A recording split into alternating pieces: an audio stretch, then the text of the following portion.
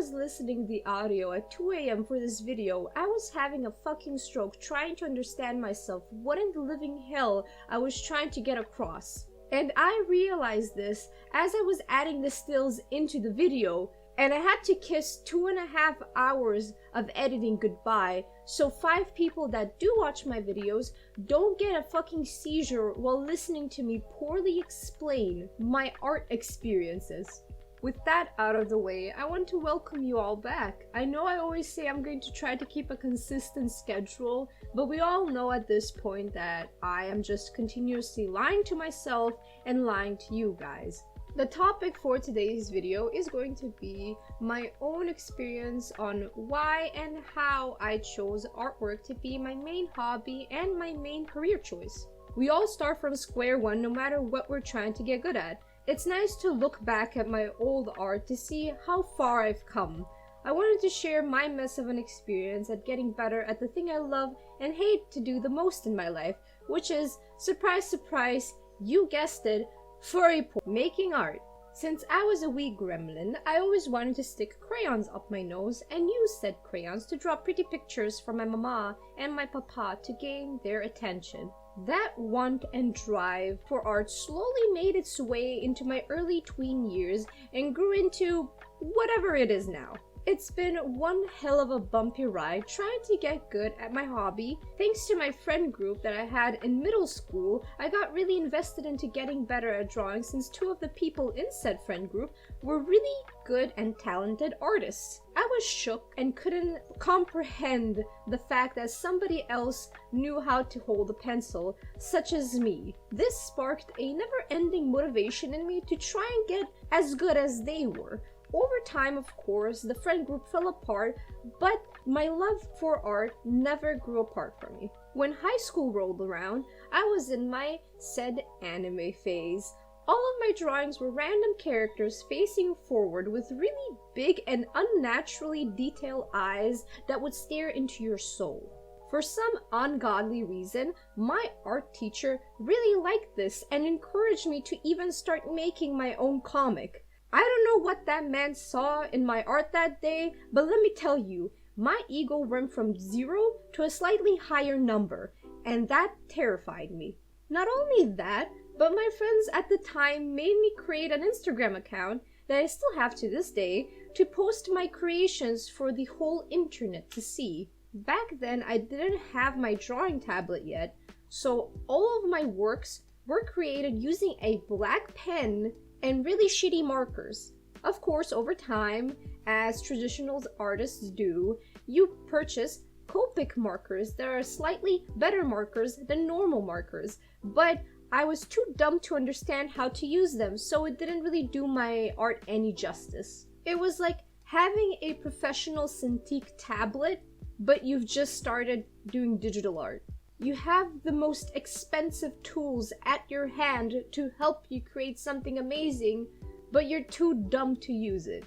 And my dumb brain thought if I had Copic markers, I would magically get good at artwork, but surprise, surprise, I didn't. Though around New Year's, my dad decided to get me a drawing tablet as a present. I was so excited to finally start using this bad boy. Every time I would be done with it, I would unplug it and put it back in its case like it was the Holy Grail. I remember I didn't use it as much as I used traditional materials to draw because the transition was so new and my small pea brain didn't understand and couldn't comprehend that you're supposed to look at the screen and not the drawing tablet when you actually draw. Of course, over time, I slowly got the hang of it, and what happened next is very embarrassing to say the least. I still have my old drawings up on my Instagram if you wish to see for yourself, though I will warn you, they're not really PG-13 if you catch my drift. At the time, I would follow artists that drew very nice and curvy ladies, and I kinda liked it, so I wanted to implement that style into my own. But I did such a poor job that everything looked weird as hell.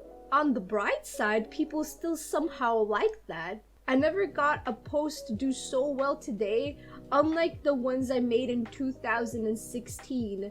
And those drawings are the ones that I will never show willingly to anyone. I sometimes see people occasionally like my old art and I cringe. I know people have their own taste, but whoever likes my old artwork, you should reconsider. Back to the topic. I was on an art high this time around. I created drawings every single day, one after the other. I posted exactly at the same time each day on my social media, and I would sometimes draw 2 to 3 drawings in a day, so if I didn't feel like drawing, I can just post some of the works I haven't shared yet. Since I made a mini following and people gave a lot of positive feedback, I didn't want to let anybody down, and I also liked seeing big numbers on my posts. So posting on a daily was a must. I remember back in the day being up my own ass about my work, and it was mostly because people didn't really give me criticism, nor did my friends. So I continued having this mindset for far too long until I met my own best friend, Macaroon. Macaroon and I went to choir together, though we didn't really start communicating after some weeks have passed of being in a small room with 20 other random ass people. Now, I don't know about you, but I have the best conversation starter, period. You like anime? From that amazing and beautiful entrance, we actually started communicating, which was a surprise. Through our conversation, both of us found out that we also were weirdos that liked to draw. But she was a specific weirdo. She liked to draw furries, hence why I do that now. She kinda corrupted me. I blame her on that. Please send help. Nevertheless, she was a really good artist. Even back then, I looked up to her so much, and she bursted my bubble. She broke my ego when I realized that I will never be as good as her. And I know you're watching, boo. I'll forever be saying that. Shut up. Thanks to this, I finally started to look at the world to what it is. People are gonna be better than you, and you just have to deal with it. It's not their fault, and it's not your fault. Thanks to her amazing support and encouragement for me to improve, I actually started slowly making little baby steps of getting out of my comfort zone and trying out new things. Though the thing that pushed me off the edge, not out of my bubble, no, this pushed me off a 50-story building, was that time when I posted a very poorly drawn League of Legends character in a Facebook group I was a part of. This was a League of Legends group specifically made for my own country, and I would occasionally draw League of Legends champions. Everything was going all fine and swell until one fateful day, I posted said Jinx drawing, and hoo boy, the people in that group ripped me a damn new one. I never in my life have felt so embarrassed and so ashamed that I just wanted to go in a hole and die. I don't know how that sadness and embarrassment became into vengeful anger, but I wanted to show those assholes wrong. So I put on my big girl pants, I left the group, and I forgot about it.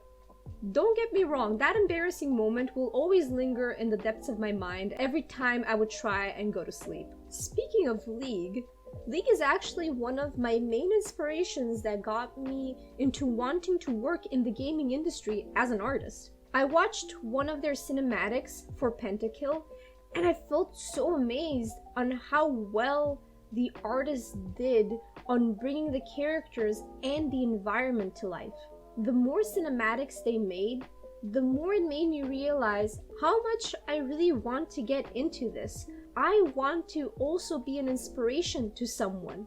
On top of that, this was one of my favorite games at the time. I would play it non-stop, and I loved the lore, and I loved the designs. Not only did the artists that worked for this company inspire me, but the artists that were within the League of Legends community. To this day, I would see such amazing character concept art for this game made by such talented and amazing artists that have the same dream as me. At the end of my high school days, I had to choose a career path in my life. The first interest that I had throughout my high school days was actually continuing my science education and becoming either a chemist or a physicist. Shocking, I know. But in the last year of high school, that's when my love for art grew to its limit. I knew that I wasn't going to be happy working something that I wasn't passionate for. Telling my parents that I wanted to pursue art as my career was a big turning point in my life. I never really had to make such big of a decision, but making it made me realize how much I want to do this. I still wonder how I got to the place I am now, but what I do know for certain, this never-ending flame to create only keeps growing. I would love to give you all advice on how to reach this realization, but it's something so difficult to explain and put into words. Everyone does art for different reasons, and there are so many branches of art you can choose as a career. It's really hard to explain to one audience how to find this passion and this certainty that you want to continue art to be your career. For now, I can only give you this advice, and that is never stop creating and keep improving. One day, maybe you will realize how much you want to do this in life, but until then, just enjoy yourself. I'm sorry if this video wasn't that entertaining. I really just wanted to talk about this and also give scripting a shot. Yeah, I scripted this video, woo. I apologize again for not posting for a whole month, and let's hope that won't happen for a second time.